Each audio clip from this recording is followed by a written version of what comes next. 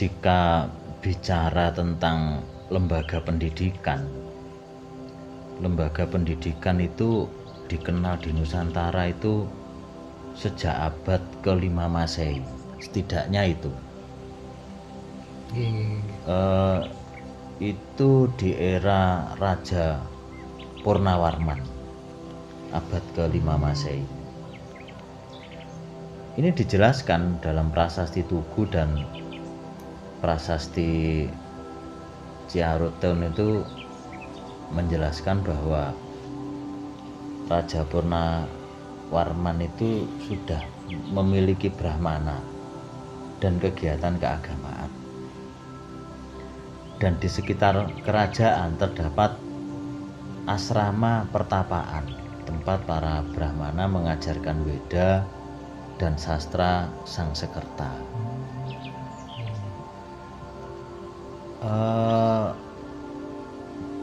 Di kerajaan Kutai itu brahmana berperan sebagai guru agama dan filsafat bagi anak-anak bangsawan. Iya, jadi dulu itu guru itu ya brahmana, yang diajarkan ya agama dan filsafat. Das Universitas Rohani ngoten nggih. Ya, mungkin begitu. Jadi sudah dikenal sistem pembelajaran itu di era itu sudah dikenal. Kalau berdasarkan Prasasti Nalanda dan Prasasti Talangtuo, Sriwijaya ini dikenal sebagai pusat pendidikan agama Buddha terbesar di Asia Tenggara. Ini abad ke-7 sampai ke-13 Masehi. Nah, pada saat ini banyak pelajar dari luar negeri, termasuk dari India, itu belajar di sana. Sekitar tahun 1011 Masehi. 1011 Masehi. Nggih, mata pelajarannya apa? Filsafat Buddha, logika, tata bahasa Sangsekerta, dan ilmu pengetahuan umum. Jadi di era di Kutai, di Sriwijaya, sejak abad itu sudah mengenal pendidikan itu sudah ada. Dan internasional. Iya, buktinya siswanya dari luar negeri, dari India. Dan yang dipelajari memang sudah Ya, filsafat itu. Filsafat. Kalau di era kerajaan Majapahit itu mulai lebih beragam pendidikan ini. Selain agama juga ada ilmu tata negara. Sudah Sastra, strategi perang. Sastra. Ini tokoh-tokoh pendidiknya ya Empu Tantular, Empu Prapanca, begitu. Dan itu ada tulisannya, itu Negara Kertagama itu. Hasilnya. Iya. Jadi kalau bicara tentang pendidikan di Nusantara itu sudah lama loh, adanya sudah ada lama. Nah, sementara untuk pendidikan Islam itu kurang lebih dimulai sejak abad ke-13. Kalau 13 ya, sampai 19. Kalau di era ini pendidikan ini berbasis masjid dan surau, langgar begitu. Jadi ini yang menjadi sistem cikal bakal pendidikan Islam di Indonesia ya ini. Terbukti apa? Surau itu di Sumatera Barat abad ke-17 Masehi.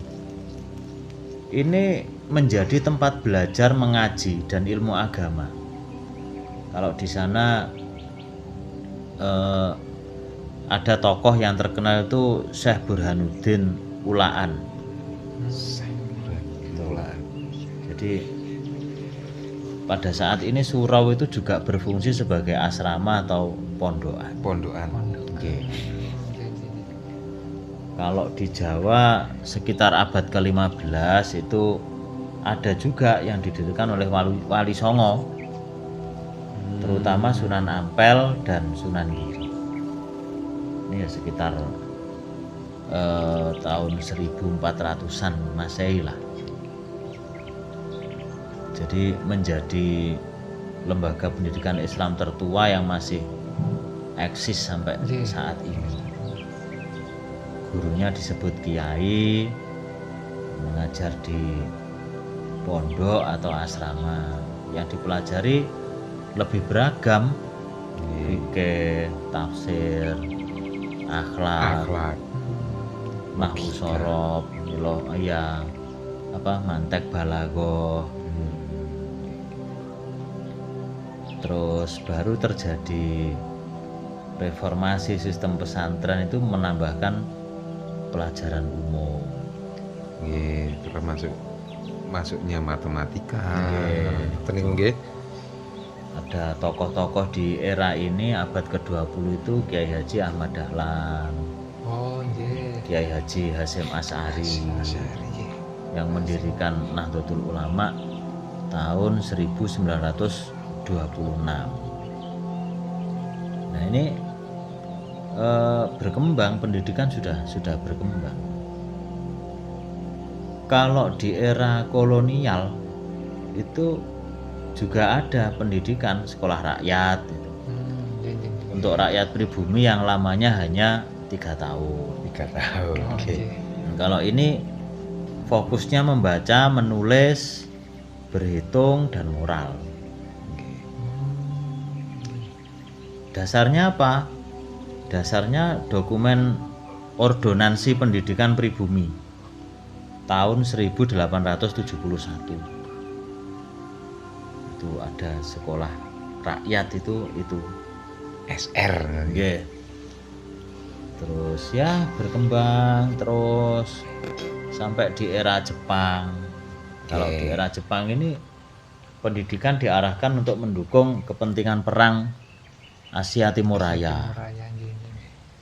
Terus berkembang sampai kemerdekaan.